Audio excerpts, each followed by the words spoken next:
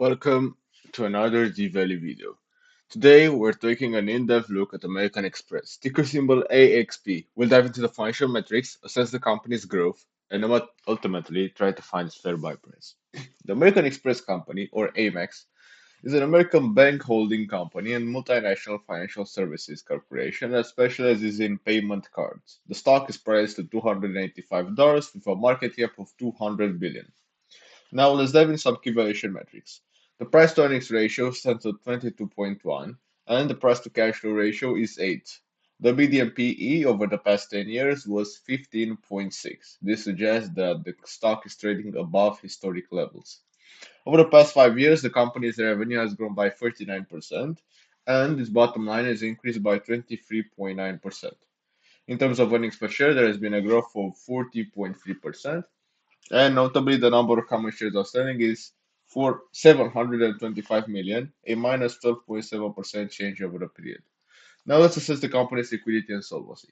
The interest coverage ratio and the quick ratio are not applicable, so we'll jump to the long-term debt to equity ratio, which is 1.7, and the total debt to equity ratio is 1.75. Now, of course, this compared to other companies may seem a bit large, but because Amex is a financial institution, their debt to equity ratio might appear high, but in fact, for their industry, it's quite low. So that is very good. Shifting to the cash flow statement, cash from operations stands at 18.5 billion, reflecting a growth of 36.1%.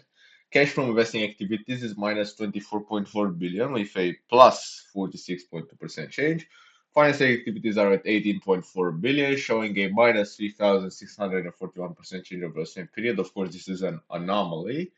It's decreased. It's grown from negative 500 million to 18.4 billion. That's why the percentage is so large. CapEx has decreased by 5%, and free cash flow has grown by 41.8% to $17 billion. Moving forward, let's look at the return metrics to see how the company is utilizing its resources. The return on equity, which is the most important for financial institutions, is 34.1%, which is great.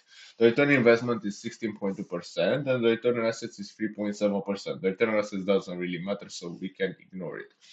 The return on invested capital is not applicable in Amex's case. Finally, let's find the acceptable buy price. The first method is connecting a discounted cash flow analysis.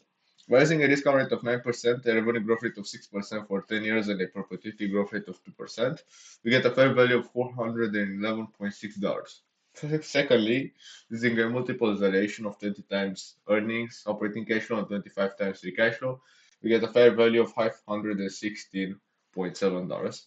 And thirdly, the analyst target price is $27.43. Putting it all together, we get an intrinsic value of $400. And using a 15% margin of safety, we get an acceptable buy price of $340.18, suggesting that the stock at the current levels is undervalued.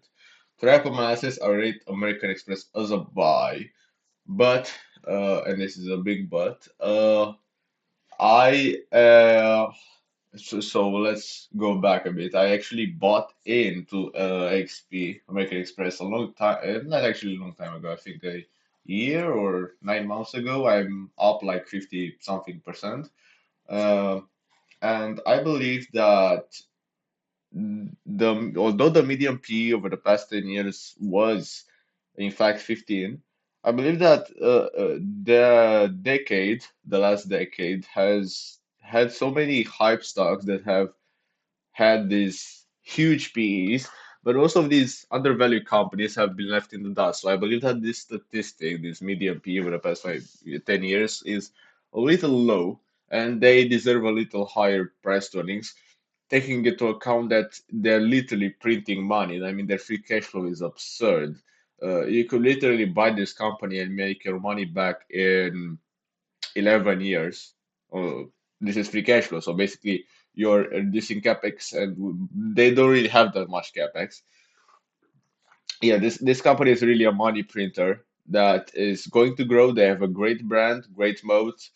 I don't see them having any problems with monopoly or something like that. Visa, I've seen recently, was sued by I think the DOJ over some monopolistic practices. But sticking to American Express for now, I believe that they're in the green and they're a great hold for me. And I believe they're a great buy even at this price. But I think that once they get to 350, 360 levels, they start becoming only a hold, and I will sell at about 400 and something. I don't believe they're worth $500. I believe their intrinsic value is pretty close to the value where I would sell.